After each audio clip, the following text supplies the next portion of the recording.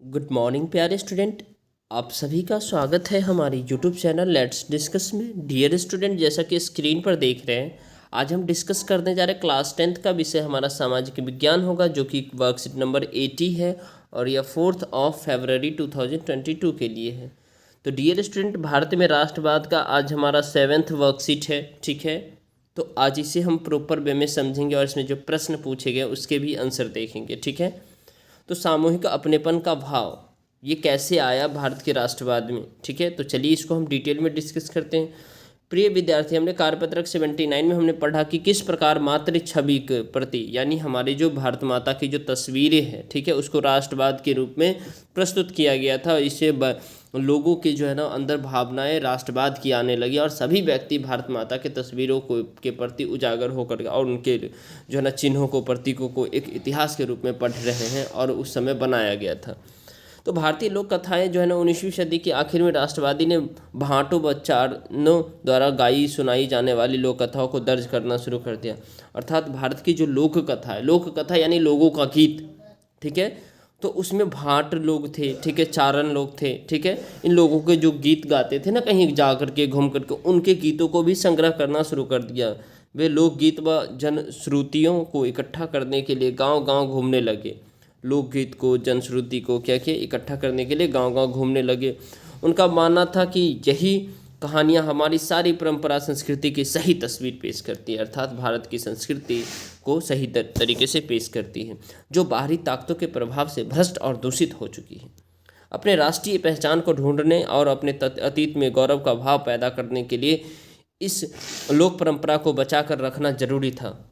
बंगाल में रविन्द्रनाथ टैगोर स्वयं खुद को लोक गाथा गीत, बाल गीत और मिथक को इकट्ठा करने लगे थे। अर्थात रविन्द्रनाथ टैगोर जो बंगाल में लोकगीत, बाल गीत और मिथक को इकट्ठा करने लगे थे। उन्होंने लोक परंपराओं के पुनर्जीवित करने वाले आंदोलन का नेतृत्व किया था और मद्रास में नटेशा शास्त्री ने the folklores of southern India के नाम से तमिल लोक कथाओं का विशाल संकलन 4 खंडों में प्रकाशित किया था।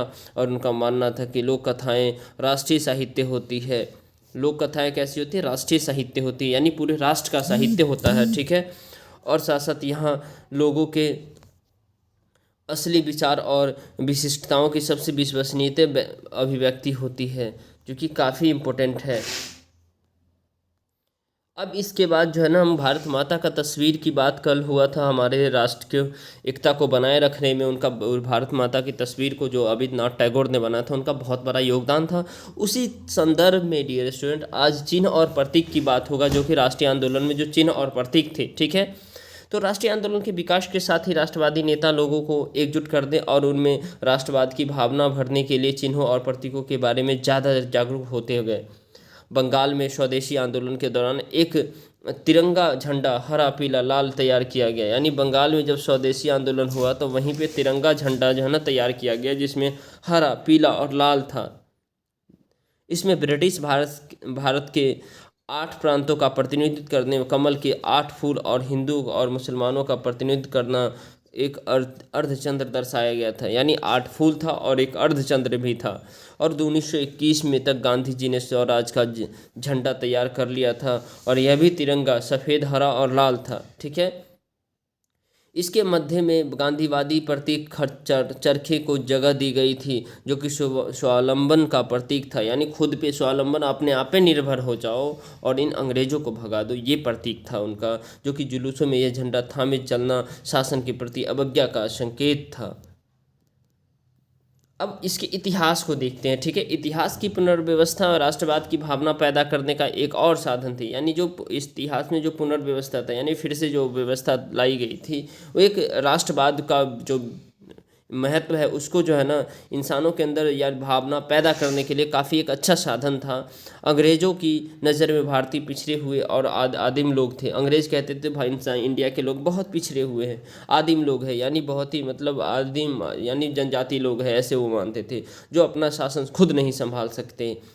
इसके जवाब में भारत के लोग अपनी महान उपलब्धियों की खोज की, अतीत की महान उपलब्धियों की क्या की खोज की में महान उपलब्धियों की खोज में अतीत की ओर देखने लगे और उन्होंने उस गौरवमयी प्राचीन युग के बारे में लिखना शुरू कर दिया जब कला और वास्तु, शिल्प, विज्ञान और गणित, धर्म और संस्कृत, कानून और दर्शन, हस्तकला और व्यापार फल फूल रहे थे। उनका कहना था कि इस महान युग के बाद पतन का समय आया और भारत को गुलाम बना लिया गया। मतलब कहने का मतलब यह है, वास्तुकला, शिल्प कला, विज्ञान, गणित, शास्त्रीय, कानून और दर्शन, हस्तकला और व्यापक फल फूल रहे थे।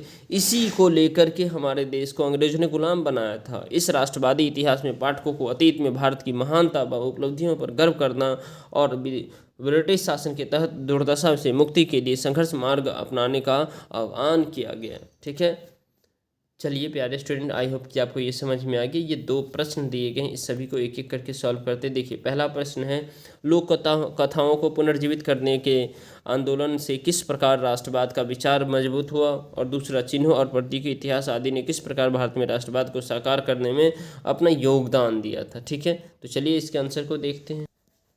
चलिए डियर स्टूडेंट, ये क्वेश्चन को हम देखते हैं। क्वेश्चन नंबर हमारा फर्स्ट था, जो कि मैंने अभी बताया है, लोक कथाओं को पुनर्जीवित करने के आंदोलन से किस प्रकार राष्ट्रवाद का विचार मजबूत हुआ। तो राष्ट्रवाद का विचार भारतीय लोक कथाओं को पुनर्जीवित करने के आंदोलन से मजबूत हुआ था, क्योंकि 19वीं सदी के अंत में राष्ट्रवादियों ने भाटों व चारणों द्वारा गाई सुनाई जाने वाली लोक कथाओं को दर्ज करना शुरू कर दिया, यानी उनको इकट्ठा करना शुरू कर दिया, उनका कलेक्शन करना शुरू कर दिया था, जो कि काफ़ी इम्पोर्टेंट था। अब देखिए, इसके बाद उनका मानना था कि यह कहानियाँ हमारी परंपरा, संस्कृति और तस्वीर को पेश करती है, और उससे क्या होगा, जो हर देश के हर एक युवा, हर एक व्यक्ति, हर एक तबके के लोग जो है ना इस आंदोलन में साथ आएंगे। और ऐसा ही हुआ, क्योंकि जब हमारी संस्कृति एक हो जाती है, जब हमारी जो है ना हर एक जगह की जो है ना कल्चर, भाषाएं एक हो जाती है, तो हर एक भाषाओं में लोगों को जागृत किया जाता है, जो आप अपने देश के प्रति जो है ना जागो, क्योंकि अंग्रेज शासन कर रहे, तो इसके खिलाफ उन्होंने उन सब ने मिलकर आंदोलन किया था। ठीक है, अब आप देख पा रहे हैं यहाँ पे, जैसे लोक कथाओं के द्वारा लोगों ने अपने गौरवशाली के बारे में जाना, और उसके बाद इससे लोगों को आपस में तथा देश से जुड़ा महसूस हुआ था। अब आगे देखिए डियर, क्वेश्चन नंबर हमारा सेकंड है, चिन्हों और प्रतीकों, इतिहास आदि ने किस प्रकार भारत में राष्ट्रवाद को साकार करने में अपना योगदान दिया था। यानी चिन्ह, प्रतीक, चिन्ह मतलब समझ रहे हैं ना, जो चिन्ह कौन सा, भारत माता के जो है इससे पहले तस्वीर बनाई गई थी, उसका चिन्ह, जैसे अभी झंडे को बात हुई थी। ठीक है, रविन्द्रनाथ टैगोर और बंगाल मूवमेंट के समय भी बनाया गया था। तो इन्होंने किस तरह राष्ट्रवाद की भावना को जागृत करने में अपना योगदान दिया था। तो चिन्हों और प्रतीकों ने लोगों को देश के साथ जोड़ा था। ठीक है, तिरंगा तथा चरखा उस समय देशभक्ति और अंग्रेजी विरोध का प्रतीक बन गया था।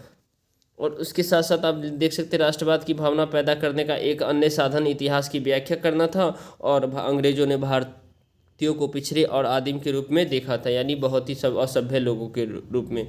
इतिहास की व्याख्या से भारतीय अपने गौरवशाली इतिहास से परिचित हुए और आपसी एकता की भावना को और मजबूत हुई। ठीक है, तो आई होप डियर स्टूडेंट आपको ये समझ में आया। लगता है ये वीडियो आपके लिए हेल्पफुल है, तो इसे ज़रूर लाइक करें। चैनल पे नए हैं तो चैनल को सब्सक्राइब कर लीजिए। ठीक है, और वीडियो को शेयर कर दीजिए। ठीक है, ताकि आपको नेक्स्ट अपडेट मिलता रहे। और इस वीडियो को आप डियर स्टूडेंट, इस वीडियो के अंदर जो है ना आपको डिस्क्रिप्शन बॉक्स में टेलीग्राम का लिंक मिलेगा, वहाँ से ज्वाइन हो लीजिए, ताकि जो भी इंपॉर्टेंट अपडेट होता है मैं वहाँ पे शेयर करता हूँ। चलिए bye bye, take care, have a nice.